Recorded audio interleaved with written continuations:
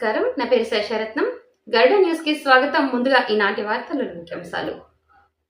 రాష్ట్ర వ్యాప్తంగా జరుగుతున్న అమరావతి సంబరాల్లో భాగంగా రేణిగుంటలో టీడీపీ కార్యకర్తల కోలాహలం.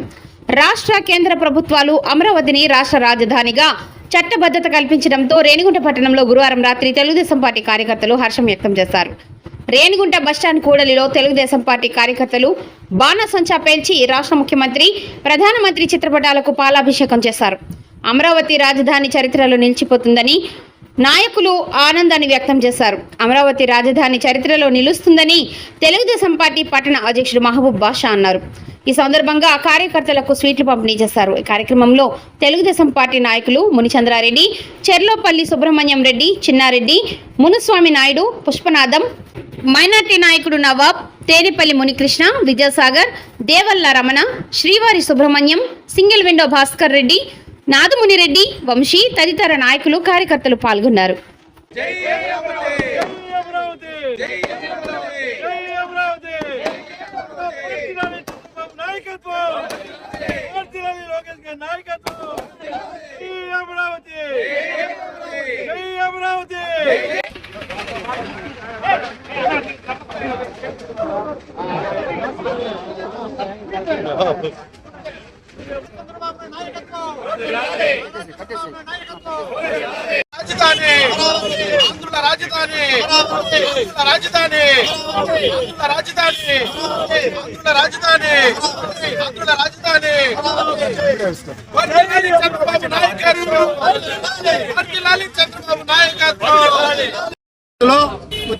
వచ్చిన తర్వాత రైతులందరినీ రిక్వెస్ట్ చేసి 34 ఎకరాలు ఇచ్చిన రైతులకి 34 వేల ఎకరాలు స్వచ్ఛందంగా వచ్చి ఆ రోజు చంద్రబాబు నాయుడు నాయకత్వాన్ని నమ్మి ఆ రోజు ఇచ్చిన రైతులు ఆ రోజు రామారావు గారు, చంద్రబాబు నాయుడు గారు టెంపరవరీగా ఆ రోజు అసెంబ్లీ కట్టడం జరిగింది.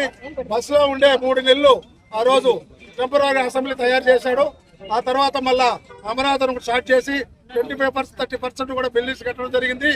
తర్వాత ప్రభుత్వం మారిన తర్వాత వైసీపీ గవర్నమెంట్ వచ్చిన తర్వాత మన జగన్మోహన్ రెడ్డి ఆ రోజు అమరావతిని నీరుగార్చి 3 రాజధానుల పేరుతో ఆ రోజు ఆ రైతులందరూ కూడా ఇబ్బంది పెట్టి ఆ రోజు నుంచి ఈ రోజుకి రైతులు మన రాష్ట్రం మొత్తం కూడా తిరిగి ఆ రోజు ధర్నాలు చేసి వాళ్ళు పోలీస్ కేసులు పెట్టి ఎన్నో ఇబ్బందులు పెట్టినా కూడా భయపడకుండా ఆ రోజు ఈ రోజు కూడా అమరావతి నిరోధాన్ని ముందుకు పోయిన తర్వాత అదే చంద్రబాబు నాయుడు కూడా మళ్ళా మన ప్రభుత్వం వచ్చిన తర్వాత మోడీ గారు సపోర్ట్ తో ఈ రోజు మనం అమరావతిని కూడా ఈ రోజు మళ్ళా 2 సంవత్సరాల్లో మళ్ళా దాదాపు 50% కూడా ఈ రోజు అమరావతి చేయడం జరిగింది.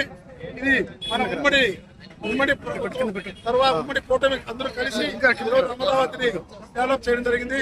అందువల్ల నెక్స్ట్ ఫ్యూచర్ లో మళ్ళీ ఏ గవర్నమెంట్ వచ్చినా ఈ ఇబ్బంది ఉండకూడదు అనే ఉద్దేశంతో నారా చంద్రబాబు నాయుడు గారు మొన్న ఇమీడియట్ గా అసెంబ్లీ జరిగింది. అసెంబ్లీలో బిల్లు పెట్టి మన లోకసభ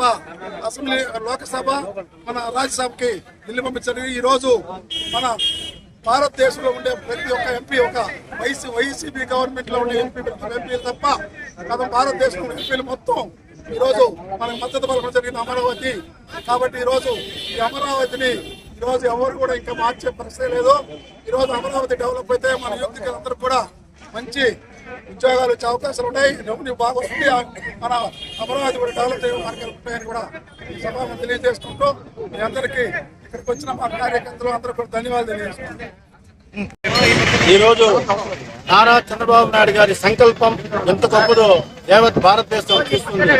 ఎందుకంటే 34,000 ఎకరాలు రైతుల దగ్గర నుంచి తీసుకుని ఎటువంటి ఒక చిన్న సమస్య లేకుండా తీసుకునేసి ఆ ఒక 34 ఎకరాలను అభివృద్ధి చేయడానికి ఆయన పడినటువంటి కృషి, ఆ రైతులు చేసినటువంటి త్యాగాల్ని ఈరోజు యావత్ భారతదేశంలో ప్రతి ఒక్క ఎంపీలు గుర్తించి దాన్ని రాజముద్ర చేసినందుకు ప్రతి ఒక్క ఎంపీలకి మా తెలుగుదేశం పార్టీ నాయకుల తరఫున, కూటమి నాయకుల తరఫున ప్రతి ఒక్క ఎంపీకి పాదాభివందనం తెలియజేసుకుంటున్నాను.